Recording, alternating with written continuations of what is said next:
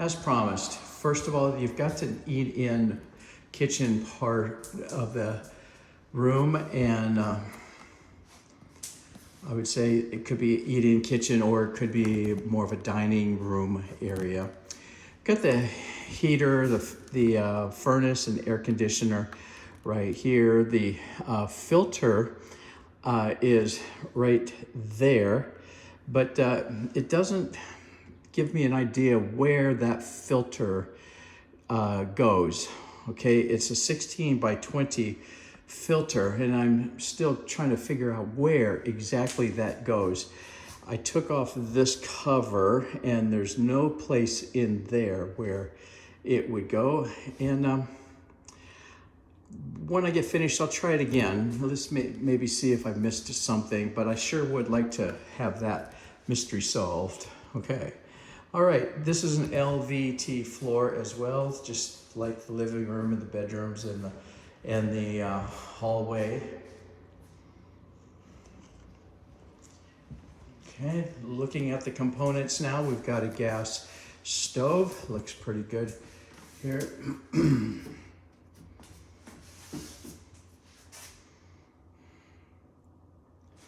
then inside, good. Now, what I'm looking for are any dents, scratches on the box itself, anything aesthetic that could be construed as damage. Now, you'll notice that I'm not turning on the appliances because this is not that kind of a video set. I'm not a home inspector, and therefore I can't really comment on the operation of the different appliances here. It's just that in your lease, if you turn on the dishwasher and it happens to leak out the bottom, well, no need to worry, because according to the lease, the landlord will take care of any of the systems or appliances, including the kitchen appliances, and at their expense, okay? So long as the tenant doesn't have anything to do with the breaking of it, okay? All right, so countertops right here look good. Over on that side, over here by the sink, it looks good. I'm looking for any chips, scratches, scuffs, scrapes. Similar to what I look for on the floor, I'm looking for them on the counters as well. Now this is a breaker box. This means that this is the electrical brain of the house. All of those breakers, there's a set of breakers here, point downward. And these set of breakers here point upward to this center area, okay? And so if there's any kind of plug-in appliance, light fixture, something that doesn't work all of a sudden, or just kind of pops or something, you can come over here, and if any one of these breakers wiggle up and down, or yeah, up and down, then you push it outboard downward or up, depending on where it's located, and then you reset it by pointing it, forcing it right back to the center. It'll pop into place.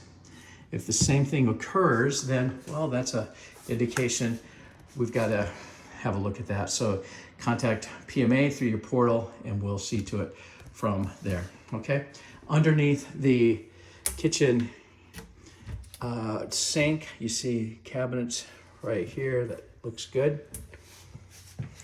Got the washer, no, the dishwasher, but then we have the refrigerator, and I'm looking to see if there's any physical damage to the box itself. And the handle, it's just discolored here, and a lot of times that happens because this is not smooth and shiny like the box is.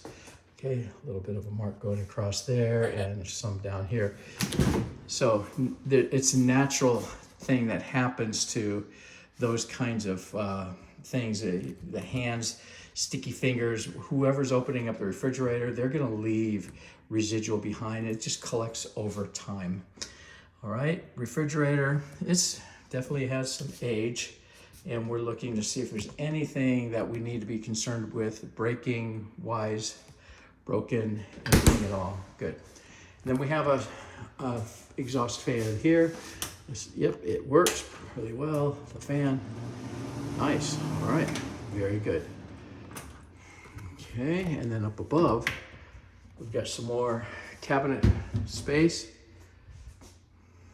And again, it could have used a wipe down, but as of right now, it's an acceptable level. And the thing is that the owner is not promising the tenant a perfect place, but everybody deals with reasonableness when they deal with a landlord and tenant and a property manager and a listing agent and maybe another agent if applicable.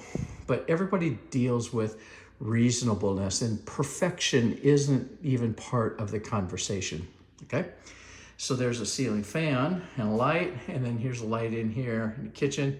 Looks good. Now the only appliance that I will turn on and we're all going to listen to is the disposal. The reason is because that's part of the plumbing system, and we want to make sure that an incoming tenant knows not to be proactive on putting anything down that disposal on purpose.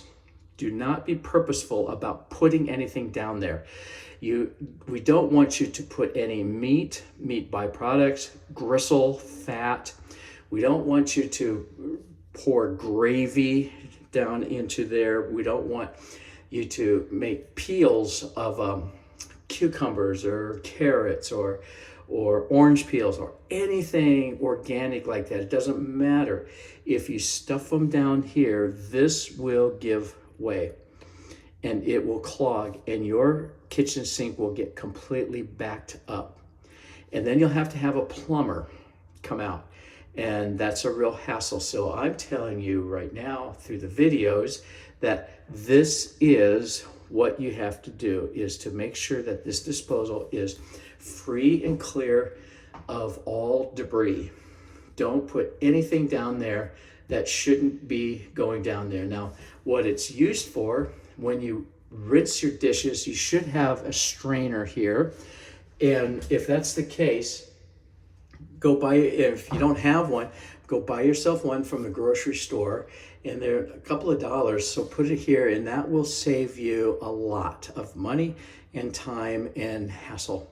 So you put the strainer in there and you're rinsing off your dishes, and the morsels of food that collect, you just take that strainer and put it into the trash, chuck it away. Just make sure that you clean the strainer. So you put it right back so that it catches all food that you possibly can catch out of that. Okay, that's important, because if for some reason you call a little later on into your rental history here and say, my kitchen sink is backed up, chances are it's because something either slipped down or was placed down on purpose inside the disposal and it jammed it up. When a jammed disposal occurs, then you're going to get back up. The water doesn't escape, it comes right back up into the sink. If that occurs, we'll get the plumber to come out and plumb this and fix it, make it all better. But the tenant has to assume that they'll pay for that call. That's one of the very rare instances that we charge tenants for the call, is when the disposal is deemed free and clear of all debris. Now, let's try that. First of all, when you do turn on a disposal, everything has to have water because of all of the friction in there. There's lots of moving parts. Now, let's listen in on the disposal. Let's see if we can determine whether it's free and clear of debris, or is there something stopping it from running smoothly. Let's listen in.